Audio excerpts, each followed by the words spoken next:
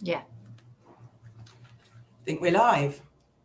Hello, everybody. I haven't been live in the group for a really long time, so it's really exciting for me to be coming into you on this lovely sunny day with Virginia Herlihy.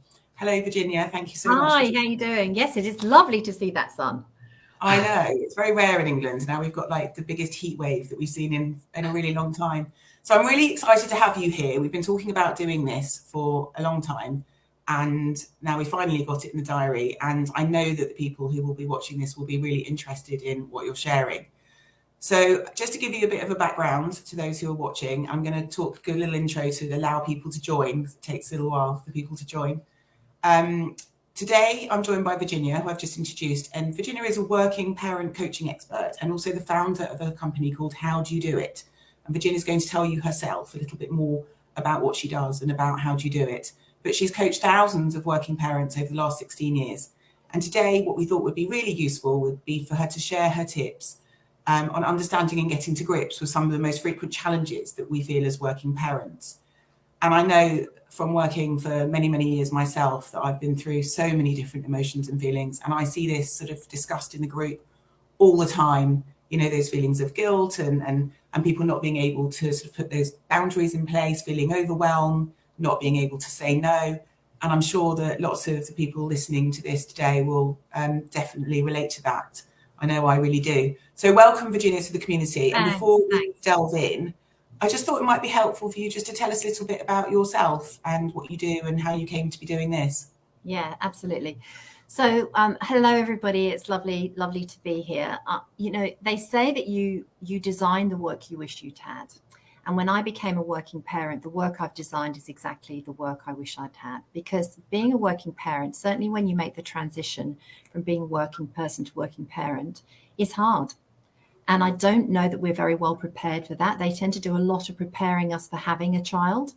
But coming back to work and what you do when you come back to work, when you've decided to navigate two rather large worlds, the world of work and the world of family, how do you actually do that? And one of the things that I found myself was that I seemed to be at the receiving end of quite a bit of judgment about the way I was doing it in comparison to the way other people were doing it, which is really, really unhelpful.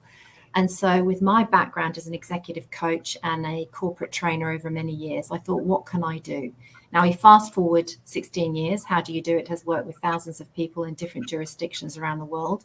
And the challenges of working parents remain very strong, as does the need to support them so that we have people who can navigate career and family successfully in their own way. Good, that's great. So I'm going to start because we're obviously a flexible working community. Yes, absolutely.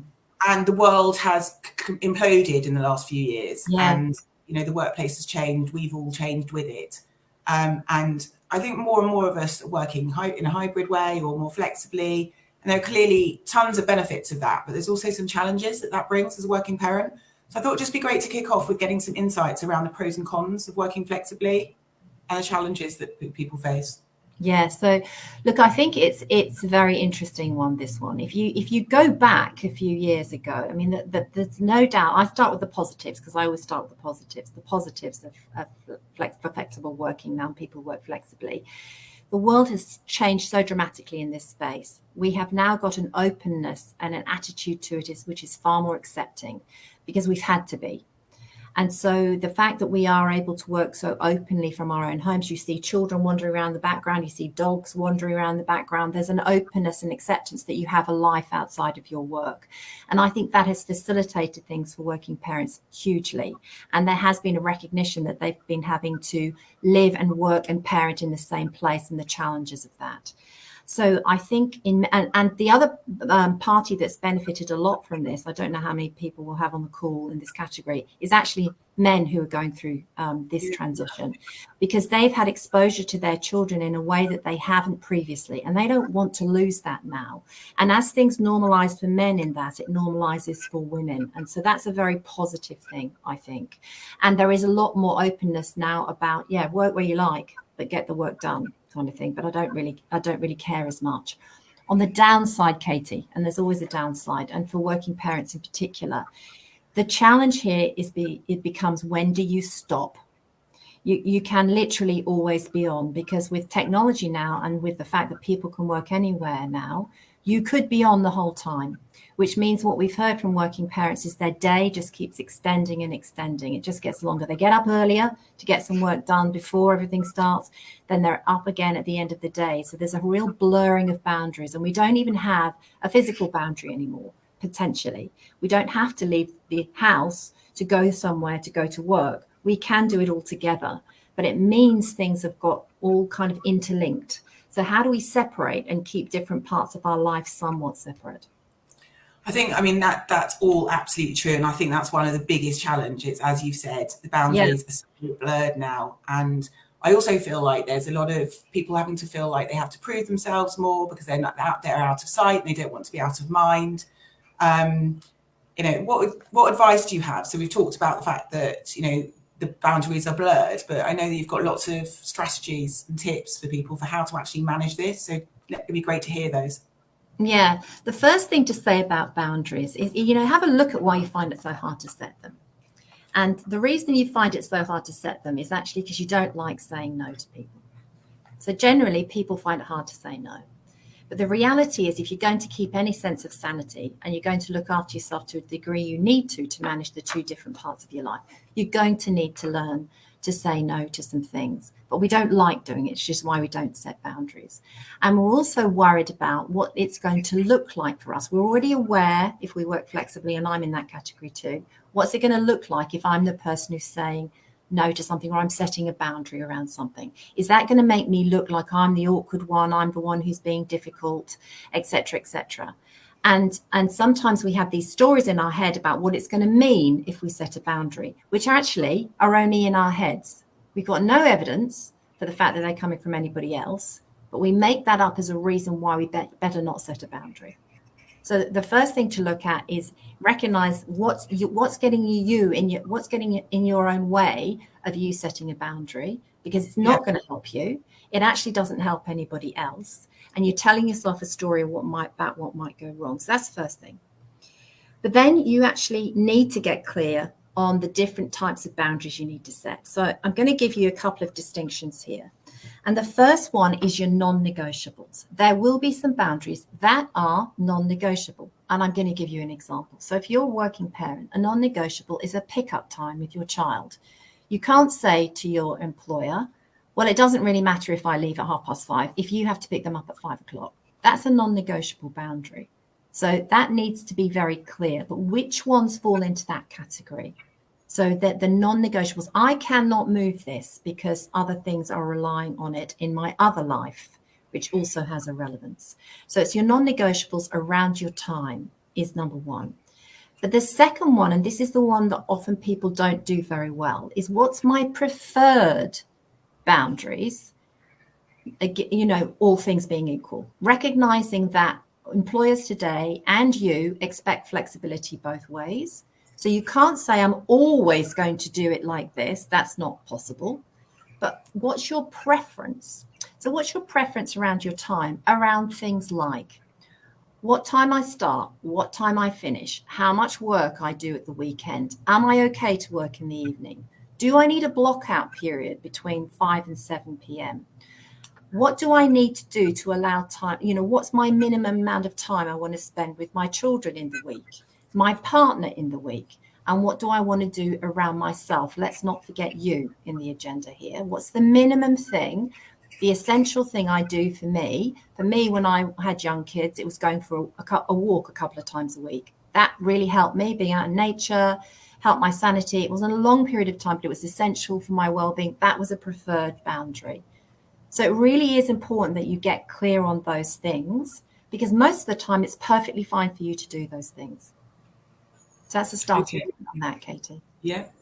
Okay. So you talked about not being able to say no. And I think that that's a real biggie for people. It's a really hard thing to do. And I think that, you know, it's always like, oh, I could do it, or I'll try to do it. And the actual no bit is, you know, you sort of choke on it because people don't like to say no to people. People don't like to let people down. So how do we say no? It's not an easy thing to do when your manager says, well, can you just do this? Or I really need this. Can you do it? And you're sitting there thinking, well, actually, no, I've got to go and pick up my children, or my hard boundary is there. I've put it in place, but actually you're telling me that you really need to do this. So there's this constant conflict. So how do you manage that? Yeah, look, I am going to answer that question, but there's something else I forgot to mention in the boundaries bit, which is an important one. Yes. And then I'll cut it, but it links into your question about saying no. And it is about how much you've communicated to other people around your boundaries. So I did want to mention this as well, Katie, because it's key. So have you, if you're working, say, 3 days a week and you're not working on the other 2 days, what boundaries have you got around the level of contact that you'll have on the days that you're at home? And how is that contact actually going to happen? So if you are not working on a Thursday, but somebody needs to get you urgently, what does urgent mean? Have you negotiated the terms of what urgent means versus just it suits them better to talk to you today? And then how do they contact you? Because what we hear all the time, Katie, is that people don't set boundaries because they're constantly looking at their emails, or because people might still be sending them an email. So they have that need to go and check in on their email. Yeah. So one suggestion I would have for people is that instead of doing the feeling that you still need to be on your email, you say to people, if it really is urgent, I'm going to ask you to call me or text me. I'm not going to be checking my emails. So that kind of thing is a boundary around the way you're communicated, which can really help you protect your time and that addictive habit we get for checking emails all the time. Yeah, I feel like I understand what you're saying. It all makes perfect sense, but somehow it doesn't translate. So sometimes that can be much easier for people to do who are in a more senior role than maybe a more junior role. So somebody who is more senior in an organization, who knows that they've got that respect and that level of seniority, it's much simpler in a way. I'm going off on a bit of a tangent here, but it is something that I think is really important, because if you're working in a more junior role and no one else is doing that, and you're the one setting all these boundaries, how can you manage that? So I think that's quite tough.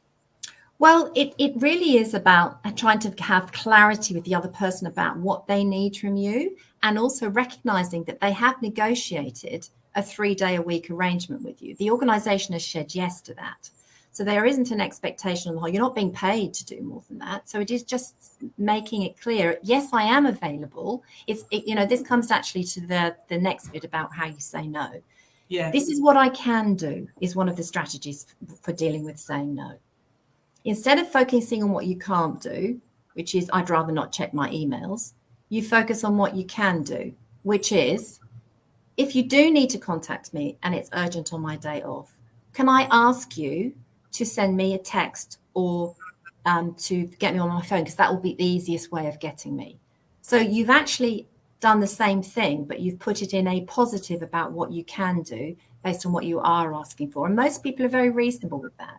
And I think the fear of what might happen stops us from asking for what we would prefer. And also, I think that if you don't set your boundaries, then you open yourself up all the time to just sort of doing things that you don't want to do. And once you've said yes, you'll always say yes. So you're just going to open up a whole host of further issues for you with your job. If you're always saying yes to everybody and you're always letting your boundaries, no one trusts your boundaries. So you're actually sabotaging your own potential success with your boundary. You're absolutely right, because it's what you're defaulting to. And if the way that you'll test how you're feeling about your boundaries is how resentful you feel. Yes. So often what you'll do is in the moment, you'll say yes to something because the other person's need for you to do it is stronger than your ability to say no to it. Got it. Okay. And there's another thing. Yes. What were you going to say? I was just going to say, what I also find interesting, and it's kind of just jumping out as we're talking, is being too fixed in your boundaries is actually being inflexible. Yes. So, which is not what you want either. So it's just striking this balance between having boundaries, but also being flexible. And what you just said, which I really loved, is let's focus on the things that we can do. So rather than just saying, well, no, actually, I finish at that time and I can't check my emails. It's like, well, I won't. But if it's important, send me a text and I'll be able to look at it. And exactly opens things up. It completely changes the way people feel and takes away the resentment and you're being really inflexible, And I've worked with people in the past who've been very strict with their boundaries, and it's frustrated me. So I think that there's a balance, isn't there, between... There so is a balance. And that's why I made the point earlier on about non-negotiable boundaries, because I really do have to pick up my child versus my preferred, but I'm going to flex with that because I know that sometimes that needs to change. And people really appreciate that. which means, therefore, if you're flexible that way, they'll probably be flexible with you. But the other point you make, and this is why, we focus with working parents on the way they communicate this. It's really important, that point about starting with what you can do. Yeah, so let's take an example of when you're asked to do something which you can't actually do. There's a few stages here. The first is to try and buy yourself time to think about it properly rather than answer in the moment. Because when you're in the moment, you feel like you should be saying yes, don't you? Yes, always. You just feel the pressure of, I should say yes to this, otherwise people are going to think this, or I'm letting someone down, or whatever else. So that desire to please, which many people have, means they say yes. And as soon as they put the phone down, or they go, why on earth did I say yes to that? I'm an idiot, right? So that's what comes straight after. So you want to try and avoid that bit. So the way you avoid that bit is to have ready what I call a holding statement, because these things are going to come up. At times people are going to ask you to do something at a time that's not convenient for you, and your tendency is to say yes. So you're buying time. So you have ready, and you practice it. I know this sounds weird, but you practice it because you're not used to using it. You're ready to say, oh, thanks for asking me. I do need to check my diary, and then I'll come straight back to you. And it gives you a moment to move away from the person and their energy of needing you to do it, and think about how you can go back if you really can't do it then, and think about how you're going to say it back to them, focusing on what you can do. It's the holding statement. Mine is, can I check? Like I just have in my mind, can I check? Can I check my diary? Can I check with somebody else? Can I check my arrangements? Can I, whatever you want to do, but can I check? I think that works in all aspects of life. It does. It's like everyone just wants to say yes to, do you want to go out on Saturday night? Do you want to do this? Can you send me that email? Whatever it is, just say, that sounds great. And let me just check. I need to check. Say, I'll come back to you.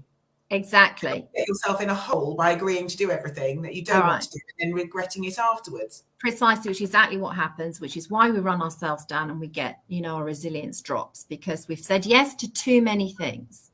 Yeah. So then when you then step away, you really need to think about, and here's another tip. On a scale of 1 to 10, how important is it that I do this? On a scale of 1 to 10, how important is it that for the other person for me to do this?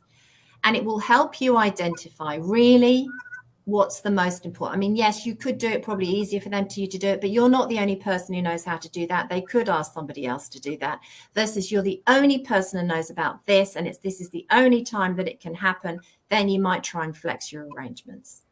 Okay. Yeah, so sorry, go on. It's assessing it first. We don't assess it enough. Agreed. And thinking about, is there anyone else in the business who might be able to do this? It still gets done rather than me doing it. Correct. That's great. And I also think, I know I just talked about these tips being relevant, but I think it's also relevant for business owners who are watching this, because, if you run your own business, it's the same relationship with your clients. You want to feel like you should say yes the whole time. There's things that you definitely need to put your boundaries in place. I've started saying now, and somebody said to me last week, I sent an email to someone saying, I'm sorry, I can't do a meeting. I don't work on Fridays. And they replied saying, how refreshing. That's right. But just refreshing that you're very clear on your boundary. And that's great. And okay, we'll speak on Monday. And I think there's somehow a respect for people who say, this is how it is. This is how I work. And lots of people are now putting on their email signatures. I'm noticing it more and more. I work these hours. I work flexibly. They're very clear and transparent. Correct. And it helps people to understand that if they're not being answered straight away, there's a reason why. So I think that's really important. Yes, it is really important. I mean, I did it today on the phone with a client, and it was good news for me. Our business had been offered some work, and they wanted me to answer on dates right there and then. And I said, thanks so much for that. It's great that we're going to do the work, and I need to check on the dates with my own availability and the team, and I'll come straight back to you. Exactly. Gives me time to go away, really think about how to resource that. This is in the moment, just saying yes and saying, yes, I'll do it, for example, is not so, but it's the can do. What I can do is.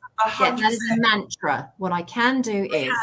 Yeah. So I had a client on the phone actually this week, and I said, it's summer and it's difficult, and I've got the kids, and I'm not going to be able to do that now, but I'll go full throttle in September. Yeah, exactly. I think that I say yes, and then I just don't achieve what I've said I'll do because that looks worse. So I think this is all really, really good advice. So we've got 10 minutes left. We've got so much. We could talk about this for an hour. But another one of the biggies that I really wanted to cover with you today is guilt, because I think as working parents, that's really one of the things that we feel all the time. I mean, I know I do. My kids say to me, "You're always working, mummy. I never see you. You're always on the computer," and actually getting that balance right. So I wanted to say to you, I feel guilty when I'm working, then I feel guilty when I'm not working. Like, what drives this guilt in us, number one? And two, what can we do to stop feeling so flipping guilty all the time? Okay, so yeah, this is a big one. I mean, when I had young kids, there's a book around called Mother Guilt. Oh, brilliant. And I decided not to buy it because I thought, if I buy that book, it might have a whole lot of other things that I haven't thought to feel guilty about yet, that I could be feeling guilty about. So I'm not going to buy it. But just to normalize this for your audience today, when we ask people to raise their hands if they experience guilt as a working parent, and especially I am going to say for women here, because we work with women and men and have from the start of our work, nearly every single hand over thousands of working parents puts their hands up to, yes, I experience guilt. So all this means is you are normal, that you're experiencing guilt. It is part of it. I think it's born with the child, to be honest. And you get it for different stages for really weird and totally different reasons, but it generally comes for you. So just know, first of all, that it's normal. What causes it? Well, you have two big worlds, don't you, now? You used to have one big world, and in that world, you really didn't need to focus on anybody dependent on you. But now you have got the world of work and the world of family. And quite often they clash, but they both require a lot of your time and attention. And really, you feel guilt because you care. You care about wanting to do a really good job over here. And you care about wanting to do a really good job over here. So actually, you feel guilty because you care. But you are also more time poor than you were. So before you became a parent, you did have more time. You had more time and capacity to do more things at work, for yourself, etc. What we do, though, is we don't drop that expectation of what we were able to do at work before we had children. We keep that going and then add a whole lot of expectation. It doubles it rather than half. It just doubles the load. You double the load. You haven't gone, well, actually, I need to modify my expectations over here because actually I'm now dealing with this. You're comparing yourself almost to the top performer in the work sense and the top performer in the home sense, and wondering why you feel guilt. So, it's a challenging one, but with guilt, you've got to look at where it's being driven from. And it's often being driven by what you're telling yourself in your brain that you may not have any evidence for, but it feels very real to you because it's what you're saying to yourself. But there is that reality there, isn't there, Virginia? There is a reality that you've got two big worlds colliding. You're not going to be a perfect, not perfect mother, but you're going to have to give X% of your time there and X% of your time there. And there will, and guilt is a normal feeling. So let's not kill ourselves about it. Let's understand that we all feel that. That is, is that how we're supposed to just to normalize it and to say, well, it's natural that I should feel like that. But then what do I do about it to make that feel better? Okay. It's natural that I feel like that. Yes. It's normal that I feel like that. Yes. How do I manage it? How do I reframe it in my mind about what this is really about? And this is where the concept, and it's a very important one, of choice comes in. So what we often do is we feel like we're compromising. I'm compromising here and I'm compromising here. Always. Yes. Okay. And compromise, when you say the word compromise, Katie, what impression or energy does that have, the word compromise? Negative. Compromise, sacrifice, trade-off, not feeling good. Actually, you're not compromising, you're choosing. You are making a choice. You've made a choice to be a working parent for very good reasons, because it gives you some of this that you want, and it gives you some of this that you want. And you've got to remember, and we talk all the time with our participants to talk about the language of choice. I've chosen this. That means I get these pros and I get these cons. Every choice has up and down. The challenge is how much time you spend focused on what you gain versus what you lose. And quite often people spend time focusing on what they're losing. They've kind of made a choice here, and then they're looking back over there and going, oh yeah, but I wish I had those bits of the other choice. But I don't have those bits of the other choice because I've chosen this. Because most of the time that's the right choice for me, but it's going to give me pros and it's going to give me cons. I'm getting a lot out of today, Virginia. I didn't really think I hope everyone else is. Because actually what we're saying here is that if we reframe, because the thread I'm feeling along this whole conversation is about reframing all of these negative feelings. So it's the choosing rather than the compromising. It's not what I can't do, it's what I can do. It's reframing all of this negativity into something positive. And actually, once you start thinking about that, it's like glass half full rather than glass half empty. It's about your total mental state, about rather than feeling so I can't do this and I'm sorry about that. And it's just actually, this is, you know, it's about seeing things from a different perspective. So I think that's really interesting. I feel this is a live coaching session. Well, that's good because, you know, and I'm really glad you picked up on the reframing because that's what you control here. There's so much. Go on. So much of your circumstances that you may not control. What you control is the way you see your situation, the way you think about it. And the reality is those choices give you a lot of things. But any choice you make in life, whether it's about being a working parent or not, or something else, has pros and cons in it. Where's your focus going? How much is your focus going to what you're gaining from the choices you're making versus not? You know, and how much attention are you putting on a choice you didn't make and wishing you had it? Because that is a waste of your energy and time. So interesting. And being more empowered, then you feel more empowered about the choice you're making. And yesterday when we were talking, so we talked briefly yesterday, didn't we? And you sparked something in me because we were talking about evidence and you touched on that earlier. And I was saying, you know, there's this, we talk about guilt, but it's not just our own guilt. We feel that we're not delivering enough, and our managers or, you know, our employers might making us feel guilty. And you said to me, well, where's the evidence for that? You know, and that was really interesting because it's true. Is there actual evidence for that, or is that just a feeling that we have? And so can I tell you, so often, and when we've coached people in groups or individually, and this is the team and I, will say, well, what's your evidence that your manager doesn't think you're doing enough? They have none. But your brain can feel like it's the evidence, but it's not. That's your irrational thinking. That's not evidence. If you don't have any actual evidence, it's your brain doing it to you. So you have to tell your brain to stop that. That's not useful. It's not useful. Come back to the choices you're making and what you're gaining from the choices.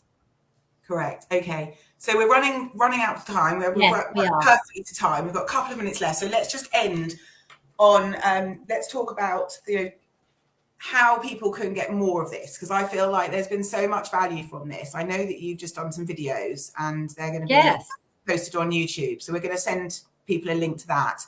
And also you work mainly, don't you, with organisations who help support working parents in the workplace? So just post a bit about that. So I mean, essentially what we do, and you know, it's in the name. How do you do it? I mean, I wanted our business to be able to help people with the how you go about navigating the choice you've made to have a family and a career, how you do that in a way that will work for you. And so our work is focused on that. But our clients are organizations of all types, shapes and sizes who recognize the importance of supporting their working parents, both in any transition back to work and well beyond that when your children are older than that. And we work individually with people and we work in groups. And you're getting a sense of the kind of territory we'll cover from what we talked about today. So, you know, if you think your organization would be interested in supporting your working parents, it would be great for you to reach out to us and look at how we could help you be even more effective as a working parent. Perfect. Okay, so what I'll do after this, so this video, we haven't had that many people on the live, but I know that thousands of people watch it on replay. Yes. Not everyone can make it live. So if you're not watching it live, you're watching it on replay, you'll already have links. We're going to post them in the thread so that you can head over and watch Virginia and some of these videos, which I've watched some of them and they're brilliant.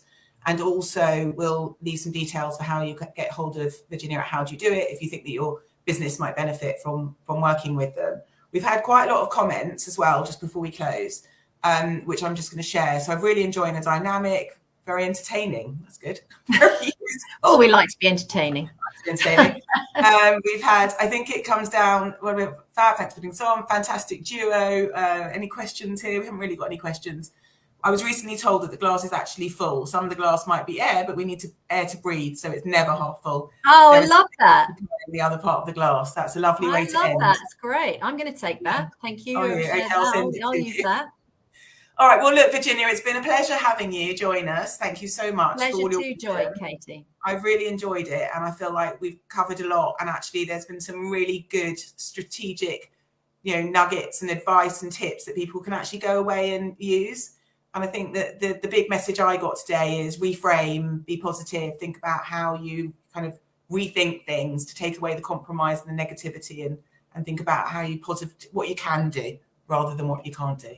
And just remember my mantra, and my mantra is this. Yes. You are doing the best you can with the skills and knowledge and experience you have at this stage, and that is more than enough. Oh, I love that. Okay, we're going to post that on the comments as well. All right, well, thank you so much. It's lovely to see you. Have a great summer. Thanks very much. Have a good day, everybody. Thank you. Bye, everyone. Thanks for listening. Bye. Bye.